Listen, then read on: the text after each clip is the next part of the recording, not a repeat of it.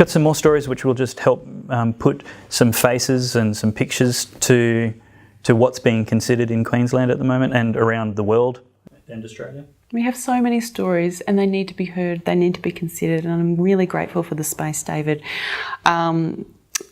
You know, if we're talking about the experience of a woman post-abortion, we can look at just the leading HR executive who happened to walk in to Priceless House, and we offer beautiful cup of tea, Devonshire tea, and we offer homewares. It's just a part of our social enterprise. I've been there.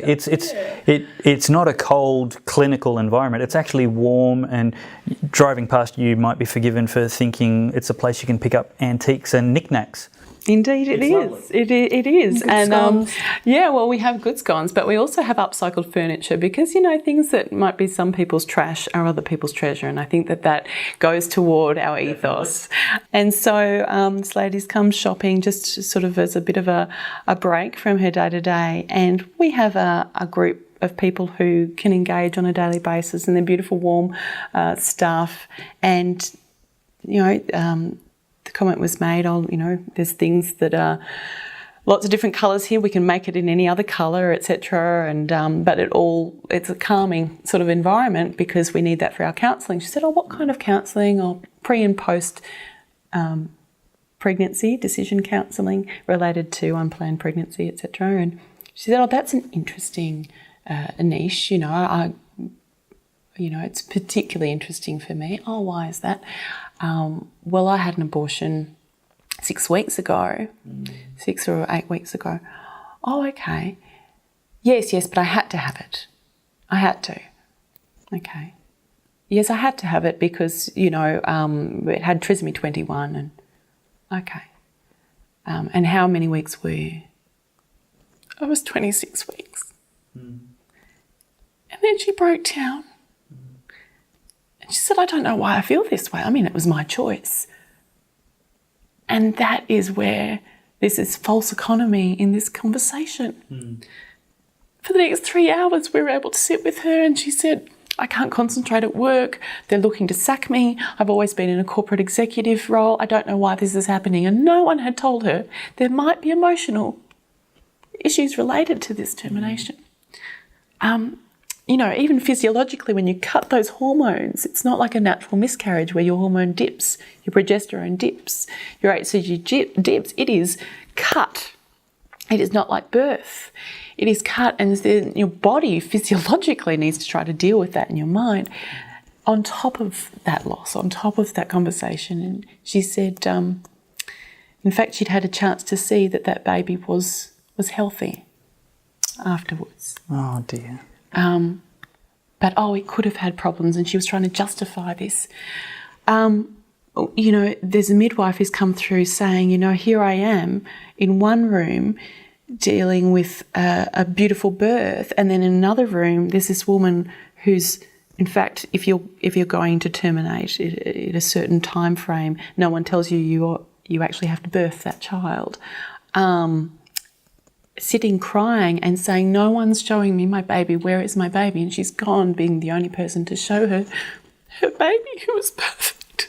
And she had opted to terminate on the grounds of abnormalities because her doctor had said there was likely abnormality, and no one had really given her a second opinion. We hear of, again, those who are told that they have leaking amniotic fluid and therefore the child's likely to be deformed or have some sort of issue, instead of really offering her the other protocols. There's, you know, erythromycin that could be given to her, and infection management, and then on top of that we can see if it naturally closes that hole, or if it continues to dissipate, then it will miscarry naturally, and she doesn't have to have the guilt or the hurt of an abortion on her heart and mind the rest of her life. Why are women not given these options? It's the opposite. It's really the opposite of empowering and concern and compassion for women. It is. And it's interesting, Mark was speaking earlier about coercion. You know, we see those women who are stronger who pick up the phone and say, "I want to talk about my alternatives." We saw the beautiful Deborah who came through, and she'd come from Sierra Leone and had been strong enough to make her way through to Australia, had encountered an Australian gentleman and struck up a relationship, and he and his whole family were really against her continuing this pregnancy. But she knew she couldn't live with herself, but was feeling enormously pressured. He'd driven her to the abortion clinic. But Deborah said, you know, I had to step out of that car and I found you, and what can I do? Because the current law I've looked up, very intelligent woman, I've looked up that it's technically illegal. Can I pin my choice to not abort onto that? And in fact, wow, that baby's been born. And if this bill, she says, had gone through, these bills, that little girl would not be here. Yeah. And little Tia, who is the apple of her father's eye now, beautiful, wouldn't have been able to shine that guiding light to all of that family. Yeah. And all that family is just, engrossed in her beautiful well-being. And that woman would not have had a voice. And it's a real honour just to sit and allow women and men to share themselves, because again, 84%, if we're looking at facts and stats, 84% of women say they would have continued a pregnancy had they had any support. Really? Any support. We feel it would be interesting. We've called for a government inquiry into some other groups out there saying they offer counselling and independent counselling, but have no pregnancy stats in terms of how many actually continue their pregnancies. Everyone seems to terminate. Everyone seems to abort through these groups.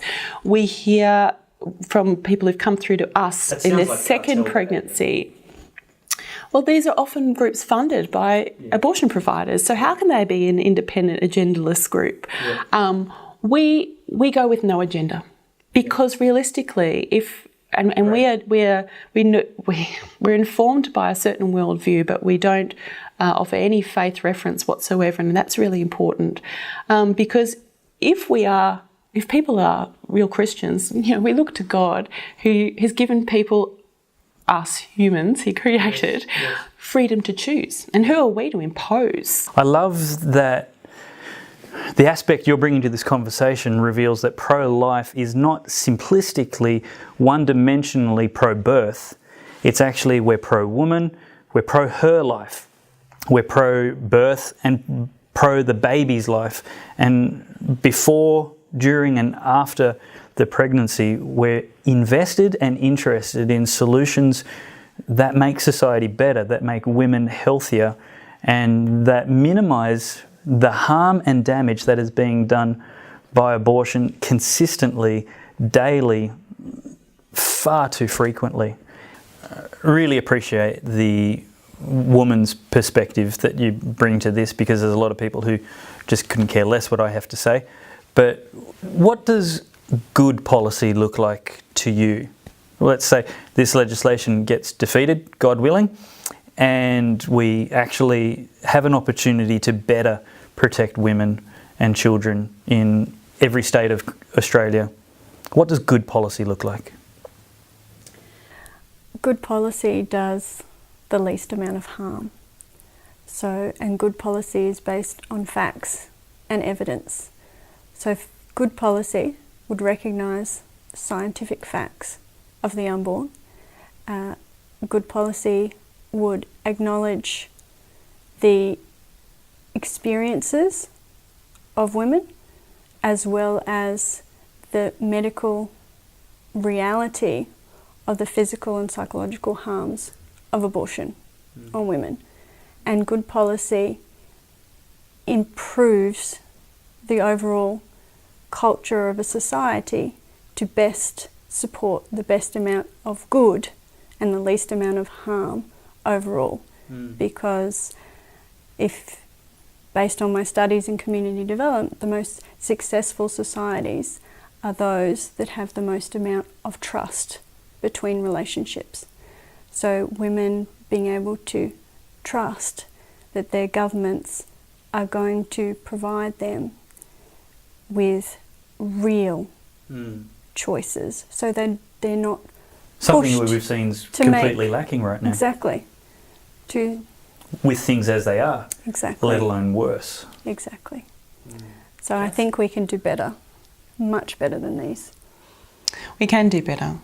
We can, in fact, invest in alternative support mechanisms and structures for women and men facing vulnerable pregnancies, instead of funding groups that already have their own business models and funding structures which in fact have an agenda.